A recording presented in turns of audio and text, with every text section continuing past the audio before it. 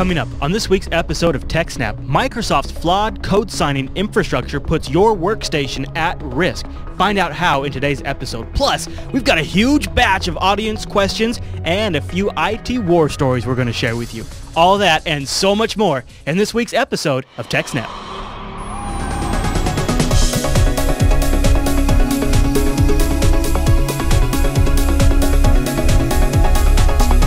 Hi everyone, and welcome to TechSNAP. This is our Systems Network and Administration podcast. This is episode 33, and we filmed it live on November 23rd and released it on November 25th, 2011. We took the day off for Turkey Day. This episode is brought to you by Godaddy.com, and we'll tell you more about them as the show goes on. And the live stream is brought to you by ScaleEngine.com, and it's epic and awesome over at jblive.tv. My name is Chris, and joining me like every week is the tech, the admin, and the teacher, Alan Jude. Hey there, Alan. Hey, Chris. How are you? Hey, man. Welcome back to TechSNAP. No problem. I wasn't kidding. We took the day. Well, we shifted it. We're filming this on a Wednesday, so that way I can take the day off for Thanksgiving. Alan's in Canada. He celebrated Thanksgiving earlier. A while ago, yeah. But I might be giving away a little bit too much here. But I actually kind of thought we'd have a small show because we're filming it a day earlier. We asked people to send in questions, and I thought we'd probably just cover those questions. We got a ton of questions, and those are coming up, but the news actually ended up being pretty substantial this week, too, so we just have a stuffed episode. Get it? Like a turkey stuffing, Alan? Do you get it? Yeah, you don't get it. I think if you got it, you'd be laughing a little harder right now. Before we go on to our news stories, I just want to say thanks to people over at the TechSNAP subreddit. You can get that to links.techsnap.tv. And that's where you can submit a news story for the show or vote on it, which is also extremely useful. You can also just follow other news stories there that you might have a general interest for. So check out links.techsnap.tv if you'd like to submit stories or just vote, maybe even comment and see what the community's saying about stories. That's where you do that. A lot of the stories that we feature in the roundup come directly from there. Alan, was there anything else you want to cover before we jump into our first story? Don't forget the Jupiter Signal newsletter. All right, yeah, let's pimp the Jupiter Signal. So we have a new monthly newsletter over at jupiterbroadcasting.com. That's how we're going to tell you about a lot of the cool new stuff that we're doing, like new shows and behind-the-scenes info and stuff like that. And but also things like rescheduled shows. Right? Oh, yeah. Good point. Good point. Yep, we'll put calendars in there and things like that. You can find that over at bit.ly/Jupiter Signal. Or also, if you just go to the show notes for episode 33 of TechSNAP, there should be a area in the show notes where you can put your email address in there and sign up. We promise not to spam because otherwise MailChimp comes and beats us up with trained monkeys. Yes. And they also do other various mean things. You'll have to watch previous episodes to find out. And the first newsletter will be at the beginning of December. Yep. That's when we hopefully launch the new Jupiter Signal because we have a whole bunch of new stuff we want to tell people about. All right. Well, that's good. I think we've gotten a lot of that business out of the way. Why don't we cover our first news story this week? And is this the one that I noticed earlier in the week regarding AT&T and a data breach with their cell service, right? Yes. Tell me about this. Okay, so basically AT&T detected an automated attack against one of their websites where they were attempting to look up phone numbers to see if they were linked to an AT&T online account. So apparently attempts were made against about 1% of AT&T customers. And based on their figures from last quarter, they have about 100 million customers, so that'd be 1 million customers that were affected. And so apparently the attackers already had a database of like usernames and passwords, maybe just common ones or maybe, data they got from somewhere else. And they were trying to link that up with specific phone numbers so that with the phone number and username and password, they could log in and gain access to the AT&T account. So this sounds more like a little more old school, just trying different numbers, like which is considered their username. Yeah, so they had username and passwords, but they needed to know which phone number went with which, so they just brute forced it. Because, phone numbers there's only so many of them. Yeah. And, you can pick a couple of specific area codes to start with. And, you could probably, if you really knew what you're doing, too, you might be able to figure out what block is assigned to AT&T. So you just try within that range. Exactly. Now with number porting, it's a little more mixed up than that. But yes, exactly. You could, target the low-hanging fruit first. And, things like the NXX number, the middle three digits, that can't start with a 0 or a 1. Well, it starts with 2 or higher. Okay. Right? And so you can keep doing things like that to eliminate parts of the pool. Right, that narrows it down too. Yeah. And so you just get this number space that's small enough that you can literally just try every possible phone number. And so, did they get like some sort of intrusion detection system in place that detected this, or what happened? How did they find out? No, I think they just detected the abnormal load at some point. Oh, okay. But it seems that now AT&T says that they don't think anybody's account was actually compromised. We don't but the fact that but the fact that they managed to try a million phone numbers before they AT&T noticed, kind of shows that they don't have a good enough intrusion detection system. Wow. Or like any kind of automated defense. I'm sure AT&T spends millions on their defense system. I would hope, but you do kind of hope for a system that would sort of maybe alert them before they got to the million mark.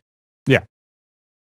Well, it's like, later in the episode, as part of a viewer feedback question, we're going to be talking about people trying to break into your SSH server and what you can do to defend against that. And basically, they needed the same type of system here, and they didn't have one. Good point. So, if they had a proper intrusion detection system or some kind of automated defense that would block an IP address after too many failed logins attempts, right? Because you can even you can do things like lock out an account after 5 attempts or whatever. But usually you can just say, if the same IP address fails to log in 20 times, block it for an hour or a day or whatever. Yeah. Right? Yeah. And so with millions of attempts, right? If they actually managed to hit 1 million accounts, that means they attempted a lot more than that probably. Oh, yeah. Now, those probably didn't all come from like one single IP address that they could have just blocked, but a system that says, hey, this address is tried 100 times, let's block it. Right, or even we've detected, even if it's from hundreds of different IPs, but we've detected X amount of bogus login attempts in X time frame. And our system knows that if we have X amount of login attempts that fail in X time frame, then someone's likely pounding on our door, lock the accounts down, or something like that. Yeah, or just block the IP address that's attempting to break in. Right? If you do more than 20 attempts in an hour, block you out, right? Right. And then it takes many more IPs to actually be able to continue to do it. I know they don't want to piss off frustrated customers, so they have to walk that line. 20 attempts to get banned for an hour is more than reasonable, I think. It's actually erring on the side of not blocking a legitimate customer a little too much, but you'd rather do that than not. And in this case, it's going to block enough of it that it probably would have made a big difference. And so, although AT&T doesn't believe that attackers were able to gain anything, they say out of an abundance of caution, you should keep a watch on your account and so on. Well, that's cool because what was it like? I guess it was just over a year. It was just a little bit after the new iPad had released. Do you remember all the AT&T passwords and usernames have been getting hijacked because I guess that was like some sort of easy thing to there crack was for whatever something reason. with using the 3G sign up on the iPad, but I can't remember why. Right, and it was something to do with the IMEI number. And I was one of the people that got their account in that list. That was, I think that and the Gawker thing were like one of the original sort of events that got me to become like this password evangelist that I'm sort of developing myself into. Any other thoughts on this story? No, that's about it. It seems like it wasn't that big of a deal in the end. We'll see. Maybe we'll find out more later. But yeah, so far it doesn't actually seem like it. It seems like it could have been a lot worse. Now, something that could be a lot worse for gamers out there, at least you young gamers out there. Thankfully, if you're a young hardcore gamer you're not living in South Korea, because South Korea is throwing up restrictions around youths and online late night game playing, right? Yeah. This is funny. Now, why did you throw this in our random? This isn't gaming isn't our normal territory. Right, but this is internet censorship in one form or another, right? Yes, sir. So the so-called Cinderella law would block users under the age of 16 from accessing online games after midnight. The article is kind of unclear, and I couldn't find many sources outside of like CNN. In an effort to curb game addiction among adolescents, South Korea has pulled the plug this weekend on young gamers after midnight. Right, but nowhere in there does it talk about how they actually accomplish it. Right. How can you decide how old someone is to try to block them at like a TCP/IP level? How do you identify their age? And how do you disable their access? Maybe they put the onus on the game runner and say, it seems in this case that yes, the onus is on the game runner. So if it's not a South Korean game, then, for example, it would seem that if they wanted to play WoW, they probably still could. They just can't play South Korean. I think on the surface, this sounds a little ridiculous, but if you actually give it some serious consideration, it's not that far of a logic leap for something like that to happen in one of our respective countries. You know, if there was some big movement that happened or some large violent event that propelled the general population to be anti-gaming. Issues with kids staying up for like 3 days and dying. True. But I am more concerned that, I mean, once you give the power to turn things on and off on the internet, you can set any kind of law you want arbitrary. I mean, this one, I guess my point is, you can argue there's positive benefits to it, so that's why it exists in the first place. But there's all kinds of crazy-ass laws that you can argue positive benefits to. You know, if you're under 16, isn't it your parents' responsibility to make sure you're not staying up past midnight playing video games? Right. Yeah, if it was me, I would just have like some sort of router or something that would. Yeah, well, I've seen routers that do that, and you could do it. I've also seen that how it has the opposite effect of what the parents intended. Sure. I remember this one kid we used to play Company of Heroes with. His parents had his internet set to be shut off at 10 p.m. So what he would do was, as soon as he got home from school, he would get on the computer and play until 10 p.m. and then do his homework. And then he'd be exhausted when it came time to do the homework. Right. And, but he was like, well, I'm not going to waste time. I could be on the internet doing my homework. I'll wait until the internet goes off before I do my homework. Yeah, no, And that seems like exactly the opposite of what the parents were trying to accomplish by blocking the internet at 10 p.m. But basically, the article is very unclear on how they actually accomplish it, but it appears it's enforced by the online gaming sites. Where you Specifically, it's not, it doesn't block Facebook games and Flash games and a bunch of other things. Right. Okay. So then there you go. It must be on the game maker. Right. And so in South Korea, a lot of websites require your national ID card number as part of the sign-up. Because if you remember from back in TechSNAP 23, which would be like 10 weeks ago now, Google disabled people in South Korea from posting comments on YouTube because a law in South Korea requires that you use your real identity when posting on the internet. And, of course, Google doesn't want to have to administer that. Yeah, it doesn't want to have to store the national ID card number because that's even worse than, or like more important that you keep that secret than like your social security number in the States. Mm-hmm. And, remember we talked about how when South Korea Telecom got hacked, that was one of the big things that got leaked because it wasn't stored and encrypted or anything. Mm-hmm. So because a lot of the sites require that, they would actually be able to tell that you're under 16. Right. But at the same time, a lot of accounts that were created by teens with their parents' credentials or identities obviously are not blocked. So if your parents sign up for your gaming account, then you can get around this rule. Right. Right. Or I guess if you could sign up and lie about your age, if you didn't have to tie it to an ID card, then you could get around it that way too. Yeah, or, there's no way to actually look up the ID card and match it to your identity, right? It's like they're not going to do a credit check for you to sign up for an online game, right? Right. Yeah, so the reason I put this in there is this a sign of the level of censorship we might be seeing in the future? Mm-hmm. It just seems that this kind of thing shouldn't be allowed to happen. Right. Like, who thought this law was a good idea? Because it's not. Well, like I said, there's always, if public opinion is skewed the right way, you can get certain things through that you would never expect to make. Right, but it's up to the parents to protect their kids, not the state. And as a parent, I agree with you.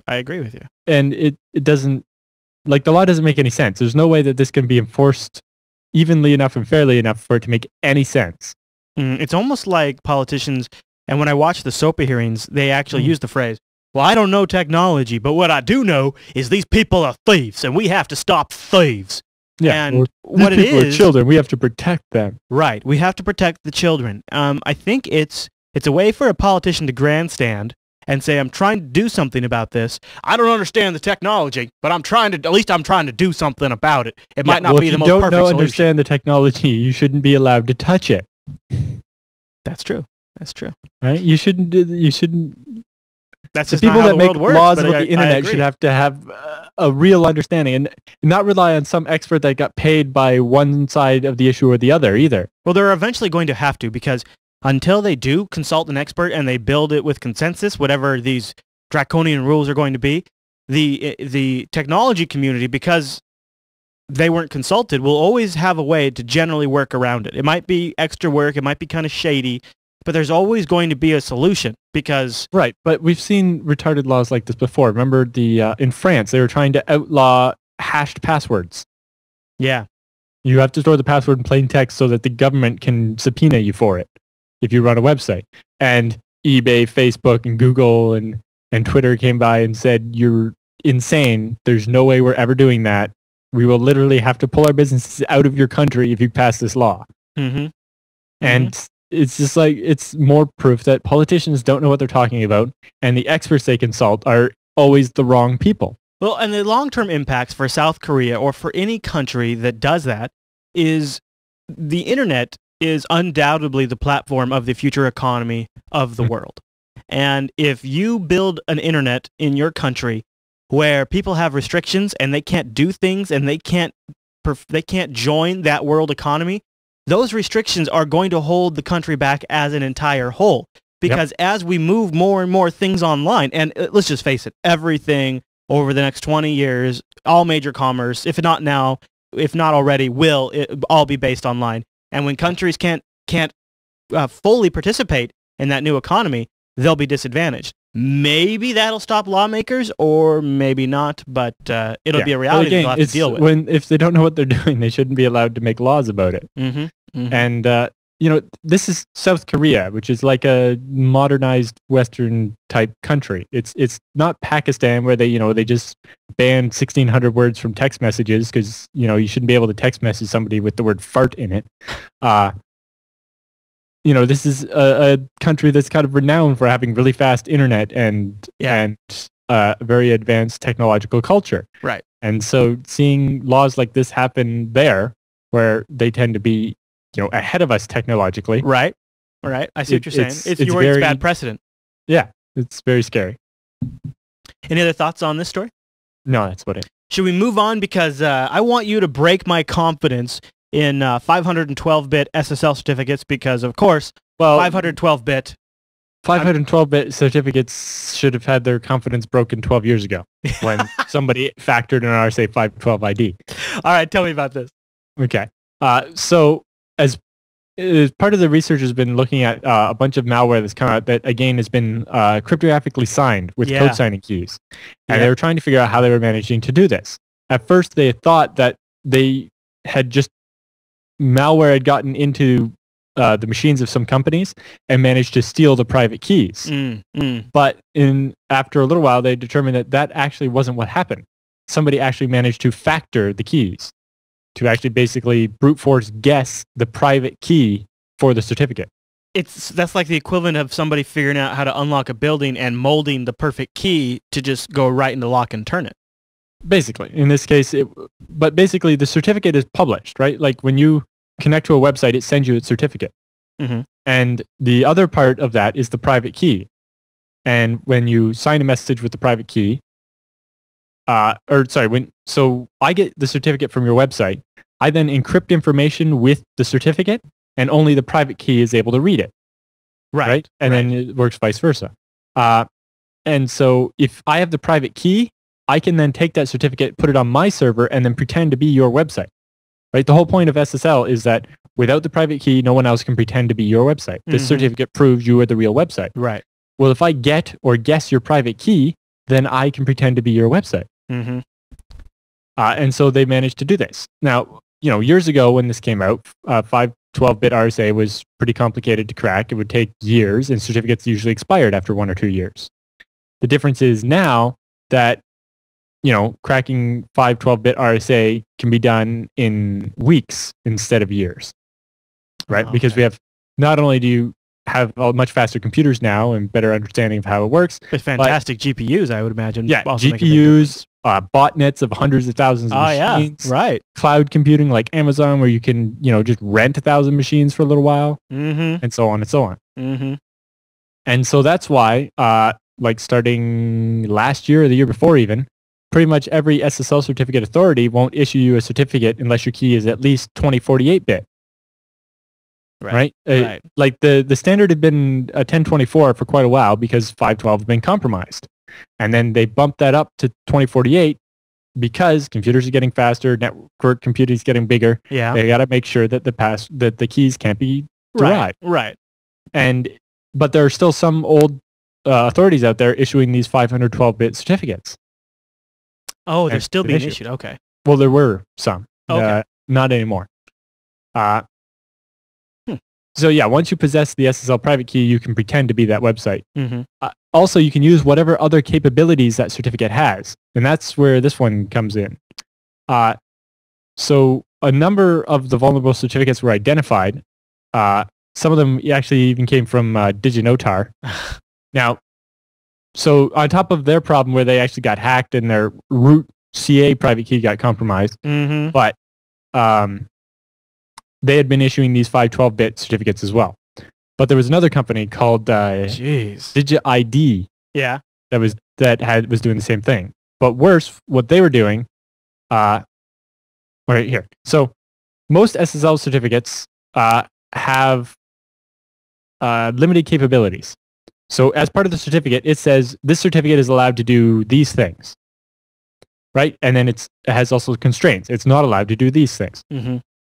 So a normal certificate you would buy for a website has the ability to sign an outbound message to prove that it came from the legitimate website, or to do key encipherment, which is to encrypt the regular symmetric key that you use to talk back and forth, right? With SSL, you're not doing everything encrypted at 2048-bit because it'd be too slow. Yeah. So use the 2048-bit SSL encryption to encrypt the key you're going to use for your regular 128 or 256-bit symmetric encryption. Hmm. And then every time you reconnect to the website, you negotiate a new key. So that key keeps changing. Mm-hmm. And that way you get the security and the speed kind of mixed together. So a typical certificate can do signing and encipherment and also act to verify the identity of an SSL server or client. Right? And that's it. It also has a constraint saying this can't be a certificate authority. Right. Okay. Right? And a couple of things. Yeah. Well, the problem with the DigiSign server ID certificates is that they didn't have those basic usage definitions or constraints. So that meant with one of these certificates, you could use it for anything. Code signing, being your own certificate authority, and things like that. Those sloppy bastards. They also lacked properly defined CRLs, certificate revocation list. So the certificates couldn't actually be revoked. Right? Because in each certificate, there's a URL that says, check here to make sure this certificate hasn't revoked, but theirs was blank. Oh my gosh. And so their trust at the root certificate authority level has been revoked. Right? So they can't issue certificates anymore and all their certificates are no longer trusted. Good. Because they couldn't revoke the, yeah. So yeah, on top of issuing certificates that were too weak, they also issued them where they didn't have the restrictions. This is dramatically irresponsible on their case. Yes. And, most of the policies, if you read them for like Microsoft and Mozilla and so on about being a certificate authority, it says you have to issue at least this strength and you can't be doing 512s, but some of them were anyway because the audit process isn't really strong enough. Obviously, nobody was properly auditing this, and I guess there's nobody responsible for auditing what people are issuing, but I mean, do we know how long they operated like this? It's just so irresponsible. It's just so dangerous. Right. Well, when they started doing it, it was fine, right? 512-bit RSA keys were the standard at one point. I was thinking more about the no expiration. I mean, that just seems like... Well, they had an expiration, but they didn't have a revocation list. I don't know how that happened. But some of these compromised certificates where the keys had been derived had been used as far back as March 2010 for signing malware. Because if the malware is signed, when you get that, you don't get as many of those warnings pop up when you go to run it. And when you do, it says this is trusted software. Yeah. Right? And it's in a different color and it looks positive instead of negative. Yeah. And Microsoft really didn't do anything about it until just recently when they revoked the trust in the certificate authorities that had issued these 512-bit certificates. Mm-hmm. There was a couple other 512 ones out there that remember that EFF has that SSL observatory where they search the internet for bad certificates. Yeah, okay. There you go. Yeah, so the rest of those got revoked from, the regular certificate authorities. But the ones like it looks this like it's issued by DigiSign, Global Sign too, right? a couple of those, but those got revoked, right? Yeah, And but that still. works fine. I've used because Global they Sign had before. proper those bastards. CRLs. Right. Oh, okay. Okay, good. Those had proper CRLs, Good, so they good. could be revoked. Good. But the DigiServer ID ones couldn't, and so they revoked the entire certificate authority. Right. That's right. But part of the problem is that the Microsoft code signing system will still accept a 512-bit certificate. Yeah, why isn't there a why Windows not up that security update requirement? that says, yeah, this is only a 512-bit certificate, it's not good enough? Yeah, that doesn't seem like that. I mean, what would be the reason? And also, if there's no constraints on what the certificate's allowed to sign, maybe that shouldn't be an allowed certificate. Mm-hmm. Right? This certificate specifically has to be allowed to do this or something. Now, this may cause problems for companies that issue their own certificates and sign their own code just for internal stuff. Yeah, okay, I can see that. So that might, but at the same time, at some point there has to be standards and rules. Otherwise, code signing is no use if malware authors can have their malware signed that easily. Yeah. Otherwise, and of course, it really just takes one or two people to figure out, which one of these different signatures could be used, and then they just post it online, and everybody can go use that one. Oh, did you know, Tar? Did you know? Mm-hmm. Blah blah blah blah. Go use it, and now they all just probably jump on it until it's not available anymore. So it just takes one person to announce that something's available, and then tons of malware authors can jump on board. Mm-hmm. Any other thoughts on this one? Not really. You got some great notes in the show notes for this one too. Yes, so, I wrote that one up. It has a bit more than I even mentioned. So. Yeah, so if people had any troubles following along or want to know some of the extra technical details, check the show notes over at Jupiter. The article we Broadcasting. linked to is very in-depth. Oh, okay, awesome. I love that. All right, well, with that out of the way, you know what it means? It means it's time for the TechSNAP feedback!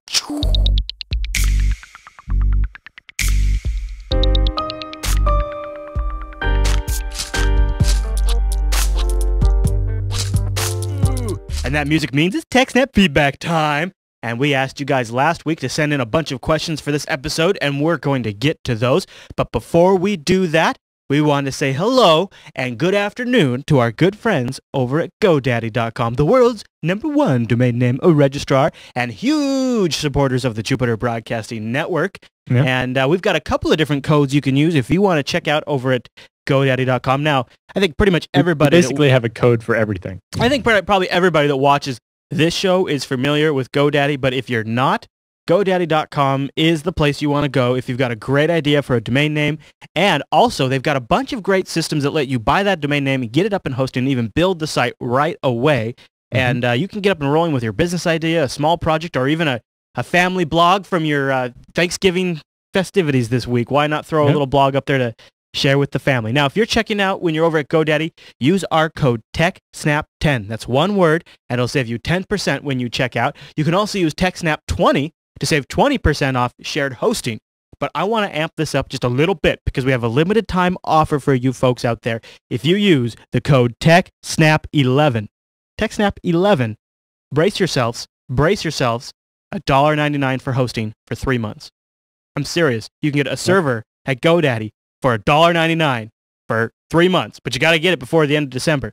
So also we have some other codes you can use in the show notes if you have other things like some domain renewals you want to take advantage of and things like that. Or just any new .com name for $7.49. Mm-hmm. You won't find a better deal anywhere else. No, and I love, like, if I've got a business project I'm working on or something like that, you can register a really quick domain name, and it's really good just like working with people to say, yeah, check out the mock-up I've threw up, or I've thrown some ideas up on our collaboration site, and maybe it's just like a wiki page, but you can give it its own dedicated name, and when the prices are like that and you can use those codes and you support the show, why not do it? So thanks to GoDaddy for their ongoing support of TechSNAP and the entire Jupiter Broadcasting Network.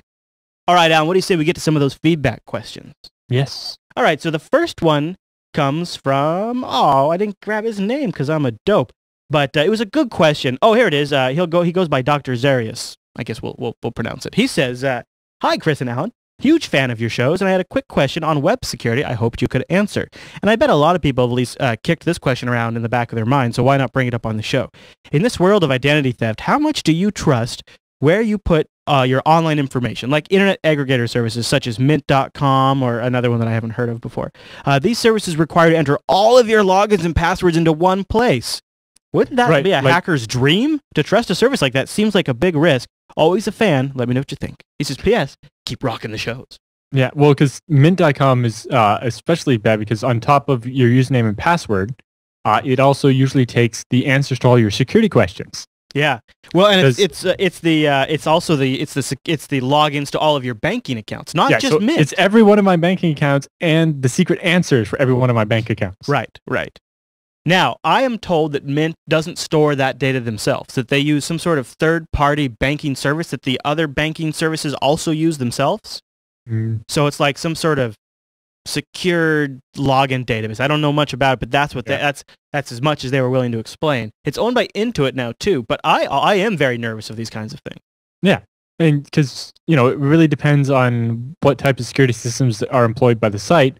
And like you said, most of these sites are not very forthcoming with details on how the security data or how the site works or how they interface with your bank and so on. Probably, if nothing else, it's a good idea to regularly change your password. I know it's a pain in the butt, but that's one way. Now, I am a Mint.com user. As am I, actually. Really? Yep. That's funny. We're sitting here talking on it. We're both users. Yes. So while I use it, I would much prefer if it had some system kind of like OAuth, like Twitter and Facebook and so on use, where I could grant them read-only access by a key that isn't my regular login. So if it ever was compromised, it would be read-only. They wouldn't be able to initiate money transfers and stuff. I would like to see them take advantage, and I realize this might be a little too geeky, but offer it. The Google Authenticator is an open architecture that other people can use advantage of, and it gives you two-factor authentication by doing an RSA-like code on your smartphone that you have to enter it in. Something to amp up Mint's security, because it's nerve-wracking, and because there's also the Mint app for mobile devices, that means if somebody just picks up my mobile device, they have all of that information on there. Right, and it's, you know, Mint doesn't need write access, right? Mint never writes anything to your bank account, it only reads. So having a read-only system with something like OAuth would make more sense, and it would make it easier for you to revoke access to one of your accounts or all your accounts away from Mint or some other app. Yeah, that would be really nice. And it's just, but again, this depends. A lot of this, you know, Mint would probably love to do it that way instead, but you know, other people's banks don't support it. All those, you know, banks. Getting a bank to support this idea of open access to information, it's crazy. I don't see banks supporting this. No, so I try to stay vigilant. I try to always make sure that we're really careful with it. But it's a great question. But yeah, like even Mint.com doesn't. I don't think they actually have their own set of security questions. Like there's no authentication for them beyond the username and password. You might be right. They never asked me for a secret question. Yeah, I don't recall. It's been a long time. I've been a user for a while now, and I haven't had an issue yet. But I haven't had an issue, and it's very advantageous for me because I have a lot of accounts across like 5 different institutions, and it's very helpful to be able to see, you know, my regular checking and savings account, my credit card accounts, my US dollar accounts, my savings accounts, my investments of different kinds, your hidden Cayman accounts. And my PayPal account, even all in one place where I could manage it all. That is really nice. It even keeps track of things like your mortgage and your car loan. But and it'll do some budgeting for you. The budgeting is very helpful. But it also tracks like the gold bars that I own. And really? Yeah, it tracks their value and stuff like that? No, but I can input their value in it. That is really cool. So it lets you add extra data like that. I didn't know that. Yeah, there's like an other assets tab where you can just add other things you own that are worth X. All right. The next question comes from Roger. He says, "Hi guys, and thanks for replying to my question last week." That's right. Roger just had a question, and we're going to feature his other question in the show because, well, Roger keeps sending in good questions. He says, well, now I have some more questions. He says, the Ubuntu Wiki suggested that I set SSH to run on port 2222 instead of port 22.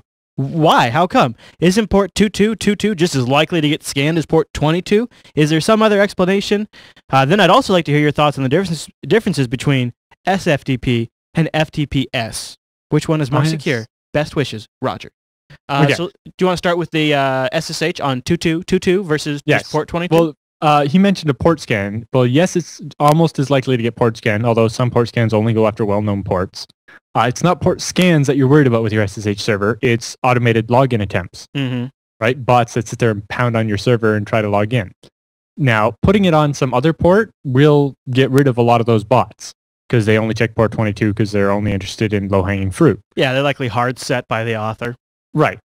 But if someone is specifically targeting your server, they'll find port 2222 and set their bots loose on it. Yeah, like if I'm going to do like an Nmap scan of a specific machine, you just scan the entire port range. You don't. Right. You don't if you're going to scan, you know, an entire block of the internet, you might narrow it down. You very actually likely would just for speed because that's such a massive task. Yeah. Yeah. So changing the port number is really not going to stop anyone, although it might make a little bit of a difference. But it's really not the proper solution. No. The solution is always to have some kind of protection system. Yeah. I use deny hosts or SSH guard, but there's also other things like fail to ban and so on. Those are like things that automatically monitor incorrect logins Yes, and then auto ban an IP. Yeah, so like deny hosts and fail to ban read your log files, find the failed ban attempts, and block them in one way or another. And SSH guard does the same thing, except for it takes a pipe from SSH or from syslog rather than reading the files. Okay. And now the different ones have different ways of blocking. Deny host uses TCP wrappers, so your host.deny or host.allow file, depending on your operating system. And deny host works under, I think, almost any operating system I've ever tried it on. Works fine on like Red Hat or Ubuntu or BSD, all the different BSDs and so on. Because in different operating systems, the failed login attempts go to different log files. Yes. Yeah. Right. Like there's varlog security on FreeBSD, and there's also varlog auth.log. And in some places auth.log, all one word, or so on and so on. So the different app that's best for you might be a little different. But also some of them can work with firewalls, like fail to ban mostly works with IP tables, but SSH guard works with IPFW or PF or IP tables or whatever you use. There's some on Linux that just use the SSHD has a built-in SSH.deny file that you can populate with an IP address, and there is software on Linux that just populates that SSH deny file. It doesn't work and that's the deny host works the same way, except for it uses the global TCP wrappers, so you can actually use it to block FTP and that's nice. Anything that goes with inetd and so on and so on. So then you're defending pretty much all your services. Yeah, and deny host also has an ability where there's a shared blacklist, and you can say if 5 other people out in the network block this IP, I'll block it as well. That's really nice. That can be good, but actually the SSH guard project specifically says they don't do that on purpose because somebody might be able to use that to block you from your own machine. Yeah, it could be a fantastic catastrophe too. It really could be a great denial of service trick to pull on somebody, or something to do on your own mistake. With those SSH deny files, there's usually a whitelist as well. So if you whitelist your own IP, then you don't have that. Better whitelist that first before that kicks in. So on all my servers, I have a whitelist of my couple of IPs, but those change, so I don't rely on those so much. I have a bunch of my own servers listed. So my own servers don't get blocked from each other. But also that way, if my IP gets blocked, I can go in through one of my other servers, get in and unblock myself. That has saved. I do the same thing and be able to bounce from one of my own servers, because I've worked in environments where they really have it locked down, and I've just been at home and my home IP has been changed by my ISP, and I no longer had access to the servers. And and when in my local ISP was Verizon and got bought out by Frontier, we changed to a completely new IP block. So it wasn't even like even a range didn't work. No, it was we went from like a 4 dot address to a 10 dot address. And so I had to be able to bounce to another server that I had different restrictions on. And then from that server, island hop over to my own server and fix the situation. So yeah. He also wanted a quick question on SFTP versus... Oh, okay. Right. But and we'll get to that as well. All right, go ahead. Another thing, if it makes sense for your setup, depending on what you're doing, like it doesn't make sense for most of my servers because we have customers trying to log into them. But if it's only your own server, you might disable password authentication and use only SSH keys. Oh, yeah. Right? They can't brute force a password if you don't accept any password. True. Now, the issue there is you still want to have a protection system now.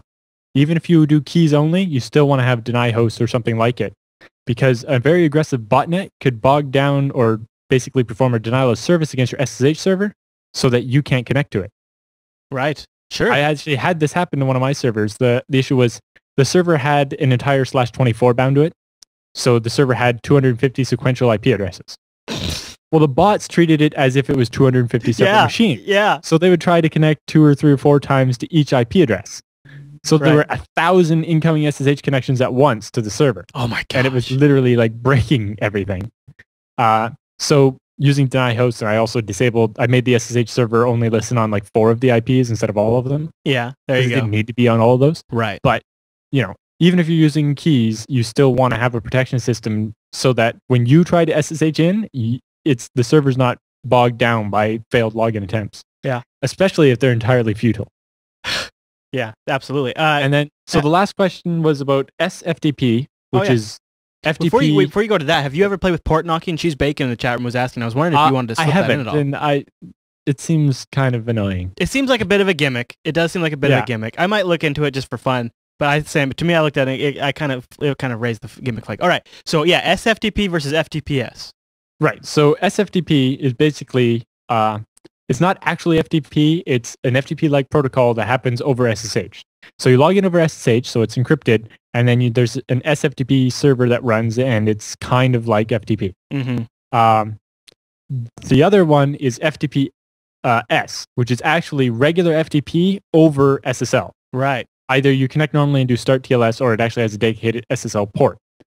Now, the advantage to SSL is you would have an actual certificate, so you're verifying the identity of the remote host. True. With SSH, remember, they have that fingerprint, but that's all there is. So you get the fingerprint once and you accept it, and if it ever changes, you know it's bad. But the very first time, you don't know if that certificate's... Yeah, there's no way to validate that's a legit fingerprint when you accept it the first time. Though. There's... for Scale Engine, we have DNS records called SSHFP. Really? It's an extension that ISC introduced in Bind 9. So there's actually a DNS record for the hostname of each of our servers that has its legitimate SSH key. Oh, okay. So the client checks with the DNS server. Yeah. So like the regular SSH client in Linux, like OpenSSH, can check that. PuTTY on Windows can't because the Windows DNS resolver library doesn't allow arbitrary DNS lookup types. Oh. Right, you can't look up a record type that Windows doesn't know about, right? Because SSHFP is just, so there's system, but again, it's not quite the same as SSL. Okay. But normally, SFTP is already there running as part of your SSH thing, whereas FTPS would be a separate daemon you have to set up. That is the great part about SFTP is it's built into SSH. So if you have SSH, you got file transfer, and you got secure file transfer. Yeah. So they're both just as secure. They're both using, AES 256 or whatever. FTPS technically might have better security because it uses an SSL certificate. But then again, most people running these sites are using self-signed certificates, so they're not gaining anything over SSH anyway. True. So it really comes down to a couple of different things. Yeah.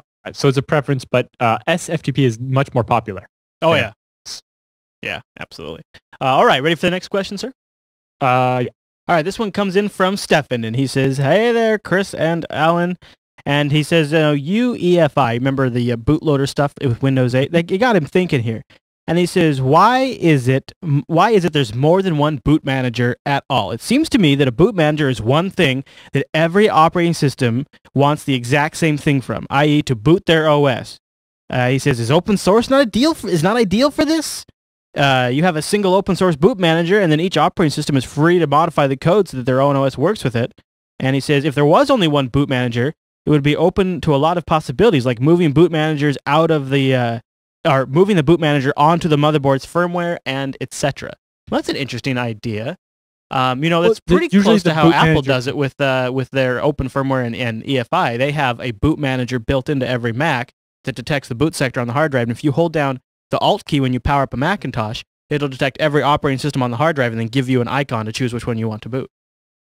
Actually, the FreeBSD boot manager does the same thing, except for it assigns an F key to each partition and an extra F key to switch to the other disks. But yeah, a lot of them are more specific than that. They're is not quite as generalized. And, you get into like chain loading and config. The thing is each operating system has its own unique set of events that need to happen at boot up. They don't all boot the same way. And not just that, like, Grub is dependent on its config file on that partition. Right? It's the entire config of Grub isn't written to the boot sector. Lilo used to work that way, and so every time you reconfigured it, you had to rewrite your boot sector. But that's kind of fallen by the wayside, and especially as you get more complicated configs that won't fit in the 512-byte boot sector. So yeah, it doesn't work that easily. No.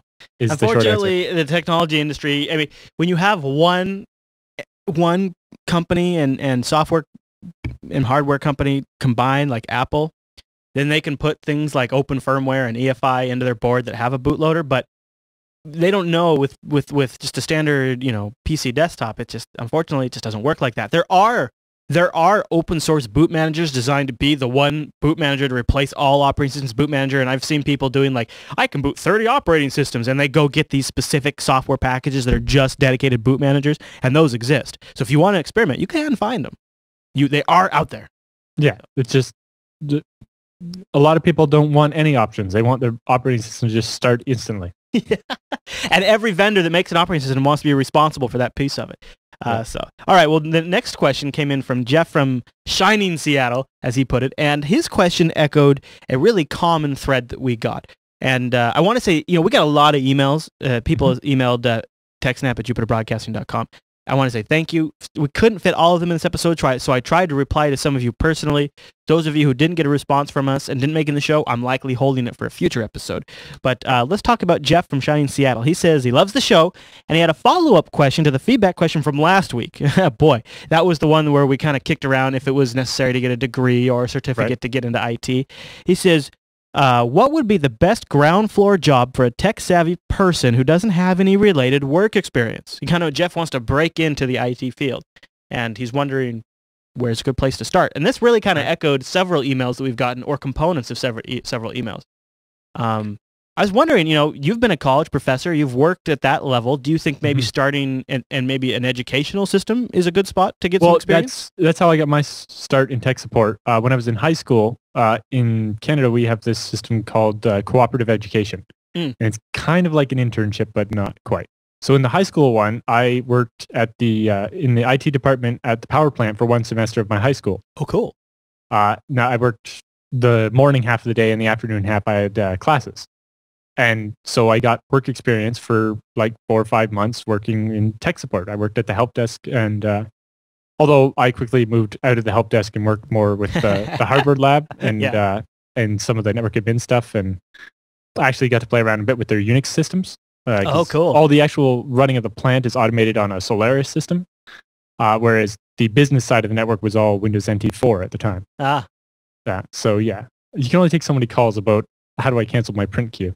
Yeah, I got my start in the education system too, and just in my local high school. I started getting pulled out of class to do tech support in the 4th grade, and I full on started missing portions of my day by the 5th grade and 6th grade, and by the 7th grade, I was probably full on almost like child slave labor. Yeah, I had a bit of that as well. I got my start a little later, but it's just funny. It's like they hotline me right to the IT support, and later after I finished my co-op at the power plant, I did a second one at the high school itself, where I rewrote all their labs for a communications class, which was about it was like video and photo editing and making presentations and that kind of stuff. That's and I cool. rewrote I updated all the material for like how to actually do the labs. And I also they had a bunch of like old 486s that ran this drafting software that had like physical dongles for the licensing.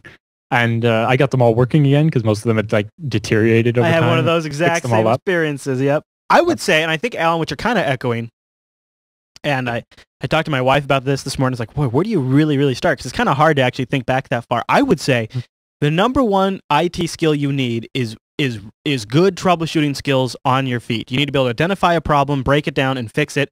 And the other thing that's really important is to be able to communicate with an end user to get the problem out of them, because a lot of times they'll say, I don't know, I was just sitting there using it and poof, it just went away. It just popped right out. It's just gone. Yeah. I was on the internet, I clicked on the link, and then boom, it's just gone, and this error message came up. And that is all the information you'll get. I love when they don't remember what the error message was. It's like, so there was an error. That's very helpful. I love the internet crashed. Yeah. Oh, really? All of the internet crashed? Yep, the internet's down. And then their web browser's frozen, that kind of stuff. So really good interpersonal skills and troubleshooting, because all of the other stuff, the operating systems, the software packages you support, even the protocols the computers use to communicate with each other will change. By the time you become really established in this industry, it's all going to change anyways.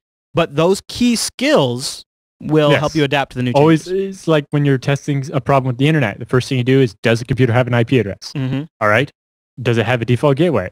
Can you ping that default gateway? Can you ping something in the same subnet? Can you ping something that's not in the same subnet? And then trace right out to the internet. Does your DNS work? All those things you check in that order, so that you can determine what the problem was. I love the chat room. Chat room's like, I've totally had those calls before, Chris. I've totally had that before. Well, I had one. I was in high school at about grade 11 or so.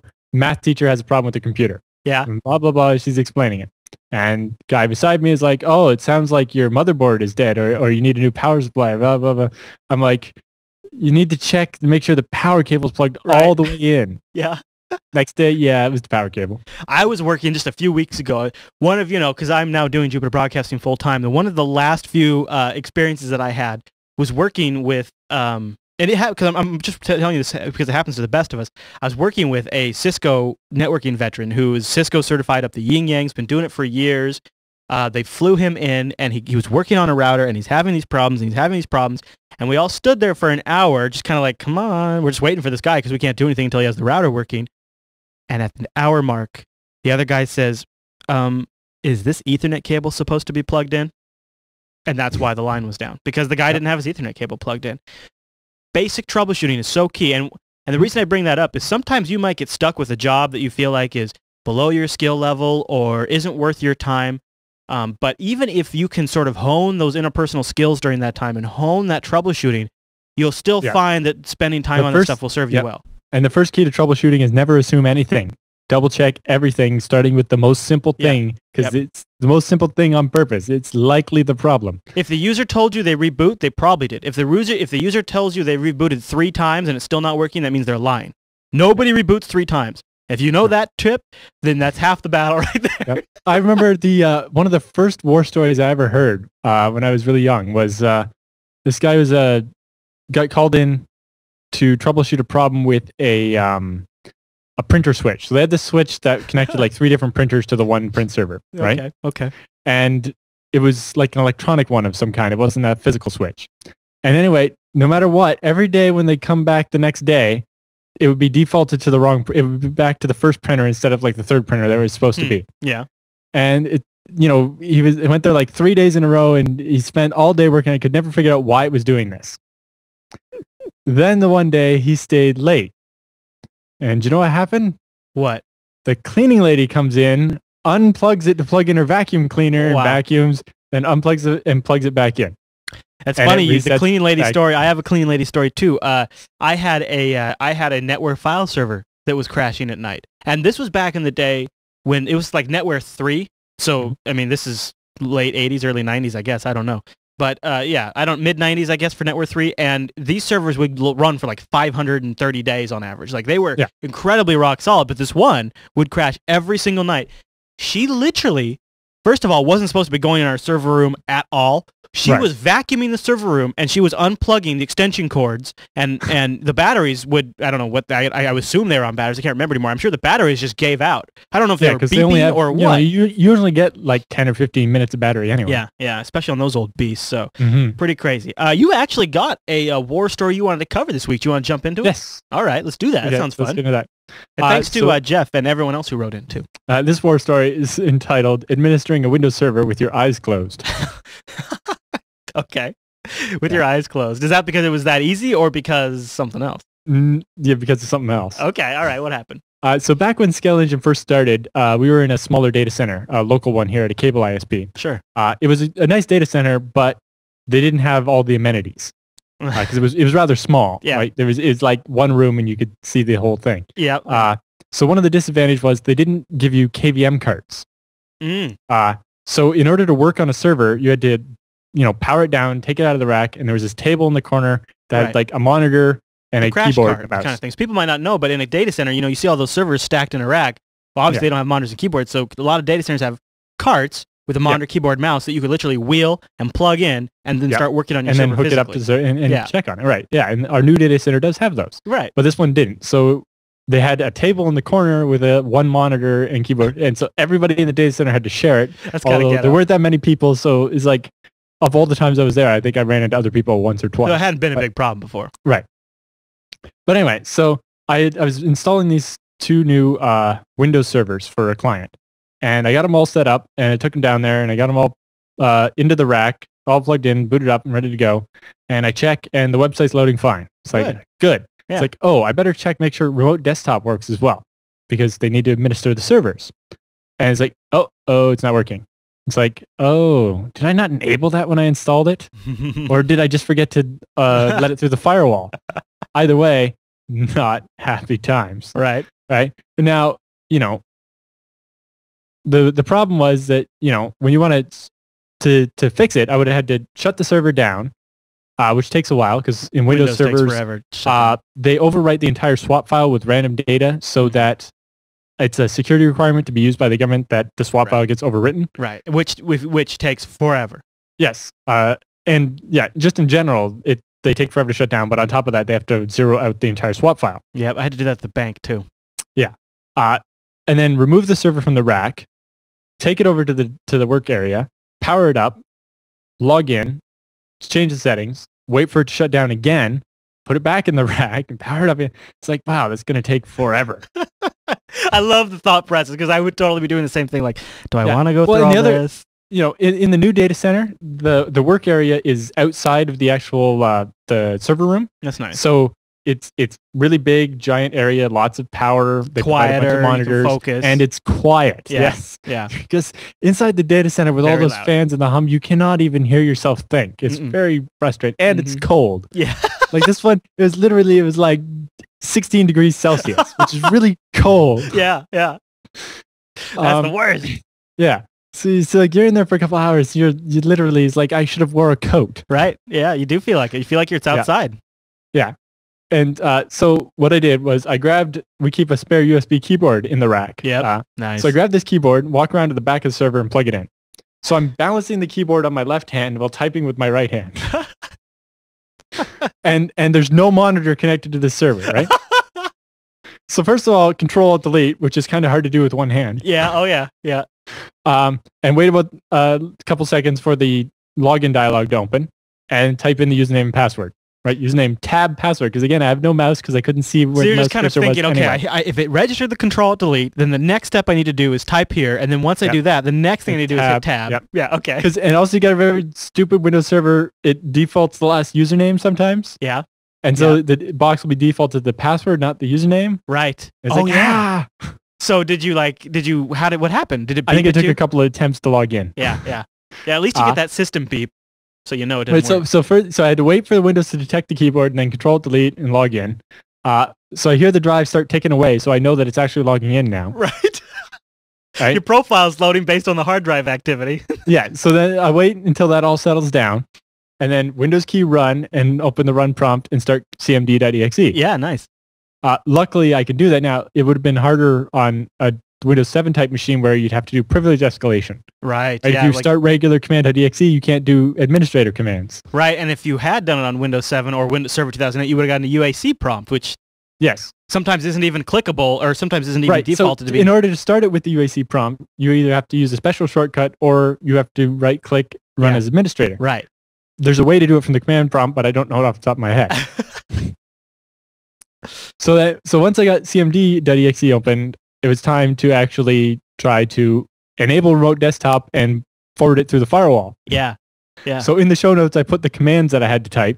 The Windows DOS command line commands to Yeah, so netsh is the net shell. It's basically a command line interface from before PowerShell. It allows you to do things like netsh firewall set service remote admin enable, and then netsh firewall add port opening TCP 3389 for remote desktop enable from any. Okay. Not too bad. Good thing you had those handy in the back of your mind. I had to look those up on my cell phone. Oh yeah, so I've done that too. I'm Googling on the smartphone while I'm doing something in the data center.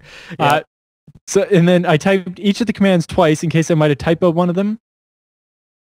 Right? Yeah. Because even if I was typing carefully, but I'm like one finger. And there's no harm in running the same command twice, so you might as well just for safety.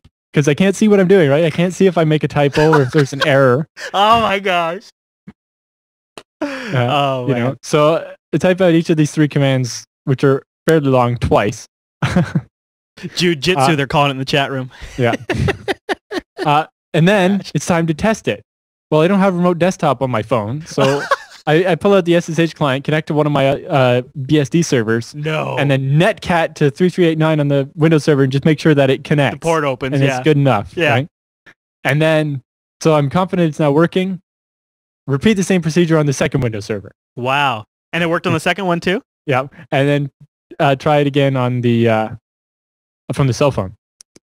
Now that And then I had to log out too, right? that sounds like a testimony right there. Windows Server is so easy. You could set the firewall parameters with your eyes closed. Well, I could do the same thing with a FreeBSD machine. Yeah, no? yeah. True. It would have been a hell of a lot less work, honestly. Yeah. Well, you just I want to suppose I could have just SSH'd him. Yeah, exactly. Well, I guess not if you didn't enable SSH, but I suppose so. But would you ever not enable SSH, Alan? I mean, come on. hell no. That's a great one. Yeah, that's my story about the day that I administered a pair of Windows servers with my eyes closed. That's my eyes not weren't bad. actually closed, but I had no monitor. I couldn't see. They might as well have been. It's funny how using the keyboard is almost at least on Windows and a lost art. I know I've sat down and somebody said to me, "Oh, you can't use it. The mouse isn't working." It's like, what are you talking about? So I remember one of my profs actually is my business partner now, but he would do like our entire class when he was using the projector. He wouldn't touch the mouse. Yeah. So like navigating the class webpage, which was this ugly 3-frame piece of crap with just the tab key, took a little bit of know-how. Right. Like he literally knew how long to hold the tab key and when to let go to get to the right menu. Well, He was so used to doing it, right? Or I know Naylor in the chat room suggesting that we ought to have an audience war story. We've done those before. We've had too. one or two of those before. Yeah. I think we've had one sent in recently, but it wasn't very good. Oh, snaps, that was his, dude. He's in the chat room right now. We heard you say that. I think I told him that when he sent it in, but anyway. Oh my goodness. I love that. I love that story, and I love that you put the actual commands in the show notes too. So yeah, I went and found those because I didn't remember them anymore. Yeah. But yeah, and the other thing I remember watching was Stefan edit a CSV file with VI. Oh yeah. Oh wow. And he was like, he knows all the things a lot better than I do. And he's like jumping to different positions all over the place. And I'm just like, wow, you make that look easy. Fancy VI foo. That is nice. Yeah. That's a great war story. I love that. Yeah. You ready to move on to the roundup? Sure. All right, Alan, let's do it. It's time for the TechSNAP roundup.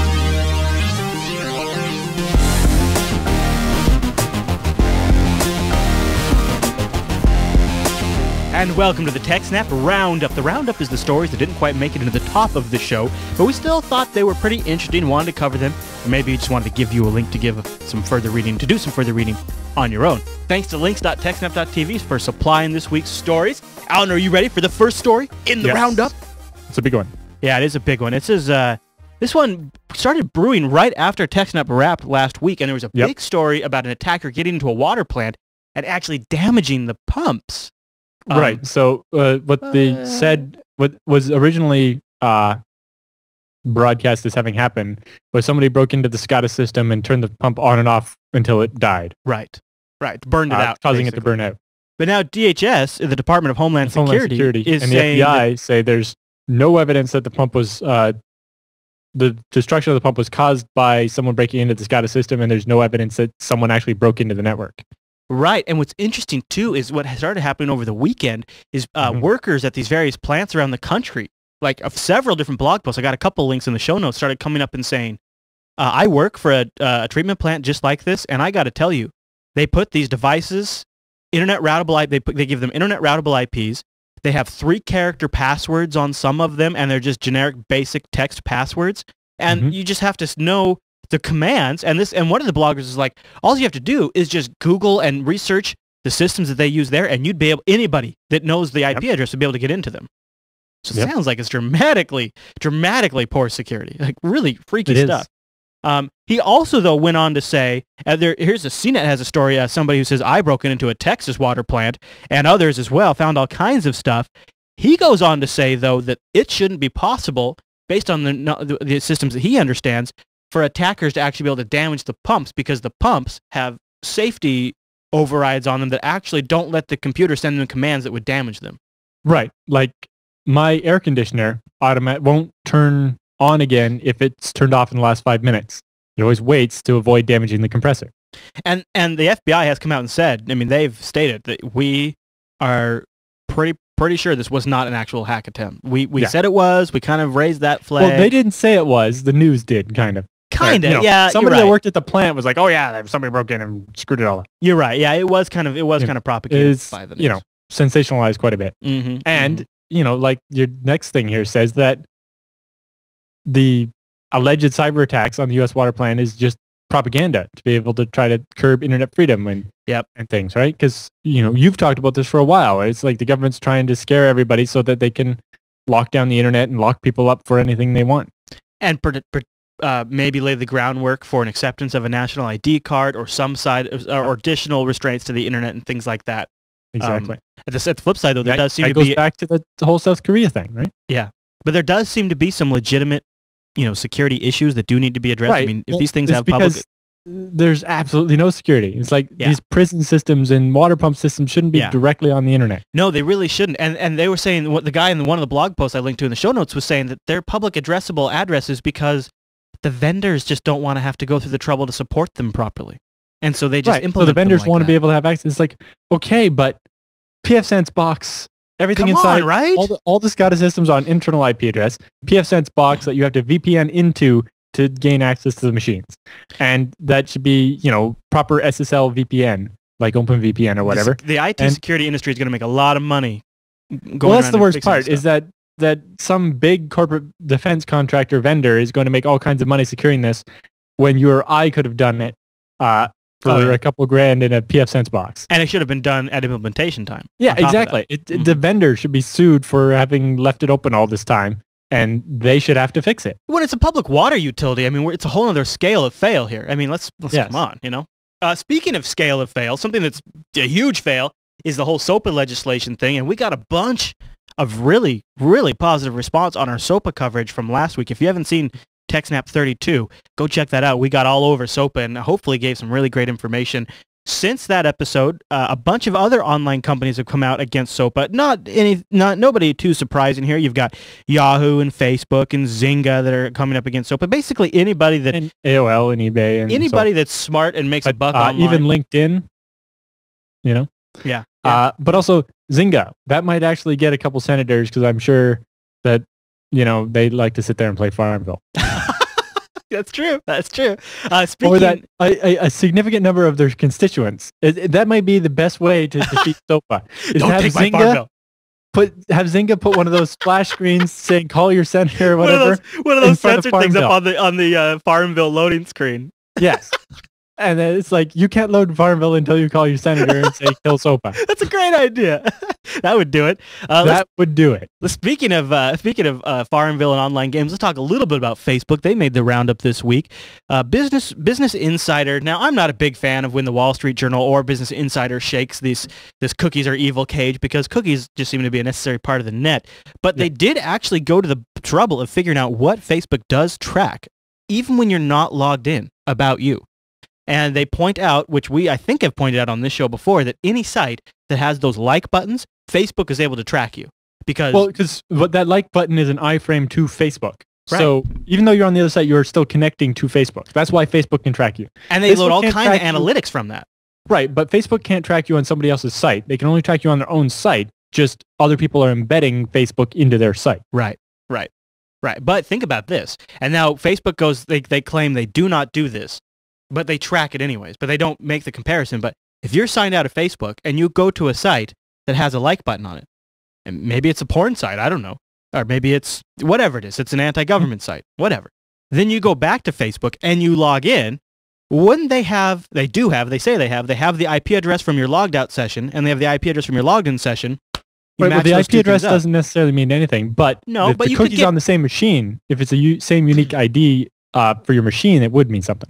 That's true. I suppose, they can't use the IP address because, for example, the 1,000 computers in the computer lab at the college all go out to the same IP address. Right. Yeah, that's true. But that's true.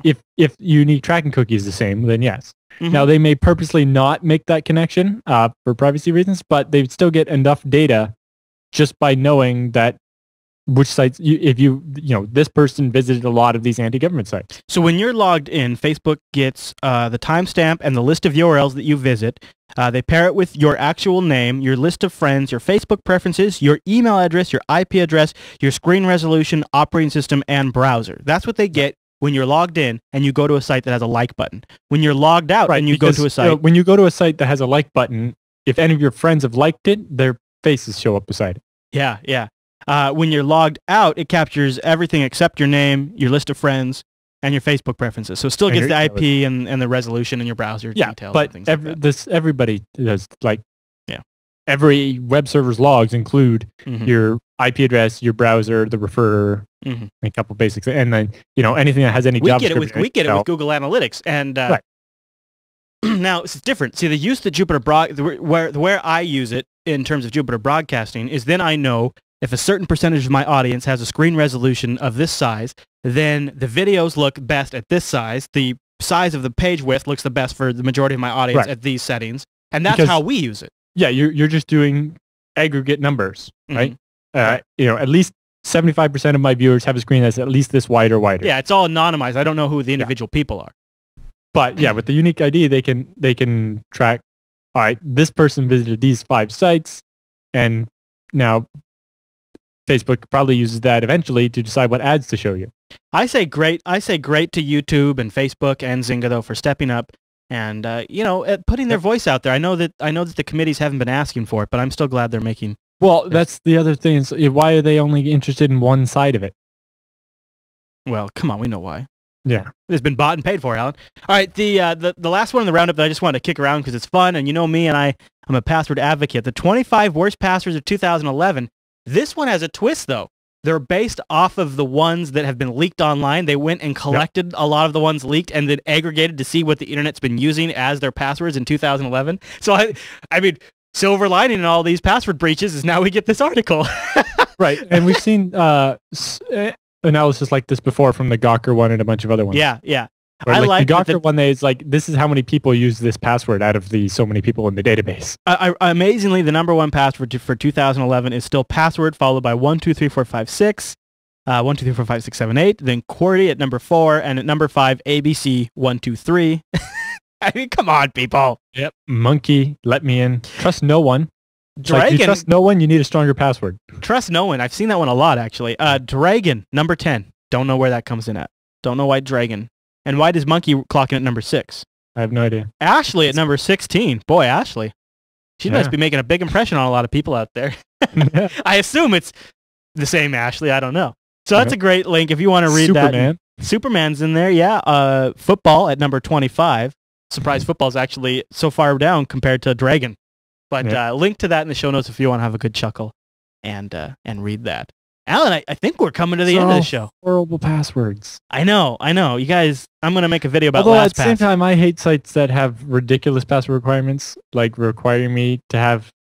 It's like, my password doesn't need to have an uppercase if it contains like 4 symbols, like, and a bunch of numbers. Like, come on. Yeah, I'll tell you what bites me is mobile devices or like the Boxy Box or entertainment set-top boxes not supporting special characters in the password. So say for Netflix, my Netflix password has some nice characters in it, a very beautiful password, very elegant, amazing, and can't use it on the Boxy Box. So I had to simplify my Netflix password to make Netflix streaming work on the Boxy Box. Yeah, or websites that won't let you use special characters in your password. It's like, well, there's proof right there, so they're not hashing your password. Yeah. They're storing it in plain text, and they're having it's like the character set of your password should never be limited. Yeah, I agree. If it is, then the site is doing it wrong, and you should try to not use them. A nicely sculpted Netflix password, as Dream says in the chat room. Alan, is there anything else you want to cover in this episode? No, I think that's it. All right, well, you know me. I got to stumble out of here because tomorrow is Turkey Day since we shot this episode. That's 4 whole pages of show notes. That I know. That's a big show. So go over to the Jupiter Broadcasting site, grab the links. You can get the show in pretty much every format you'd want for a mobile device, all the way up to HD or just audio only, including handy RSS feeds that you can subscribe to and get this show weekly. Yep. Anything else we want to plug? Maybe the jblive.am. Go check out the Jupiter signal. Oh, one last thing. I should have been better about this since this is our Black Friday episode. I should have mentioned at the top of the show. Store.jupiterbroadcasting.com it's not a real full-fledged store. What it really is more of a affiliate link spot where we have affiliate deals with Newegg, we have them with ThinkGeek, we have it with our big ones with Amazon.com, and I'm consolidating. But also Audible, yep. Audible's a great one. I'm consolidating all of our various different picks that we've made on the shows and all the different things that we make affiliate deals over at store.jupiterbroadcasting.com. And you can go there and you see like I have the books that we've done before in Amazon version and Audible. But I've been recommending people might check out the Roku. It's a little Linux-powered set-top box that lets you stream Netflix and it lets you stream Hulu. There's also a Jupiter Broadcasting app, right? That has live streaming now, which is awesome. Yes, it does. Starts at $50, runs Linux, goes up to $100 if you want HD, and we get a pretty good percentage of that purchase if you do want to buy that. Again, you can find that and all kinds of other cool holiday gadgets.